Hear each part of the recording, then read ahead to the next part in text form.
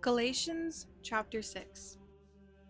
Brothers, even if anyone is caught in any transgression, you who are spiritual, restore such a one in a spirit of gentleness, each of you looking to yourself, so that you too will not be tempted.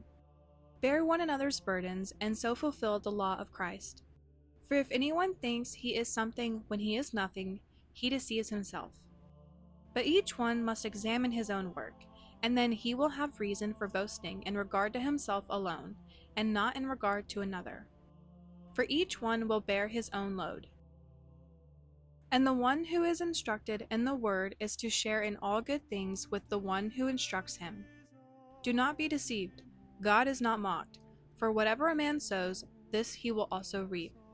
For the one who sows to his own flesh will from the flesh reap corruption, but the one who sows to the Spirit will from the Spirit reap eternal life. And let us not lose heart in doing good, for in due time we will reap if we do not grow weary. So then, while we have opportunity, let us do good to all people, and especially to those who are of the household of the faith. See with what large letters I am writing to you with my own hand?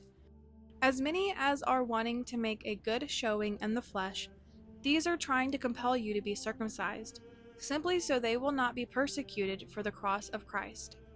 For those who are circumcised do not even keep the law themselves, but they want you to have you circumcised so that they may boast in your flesh.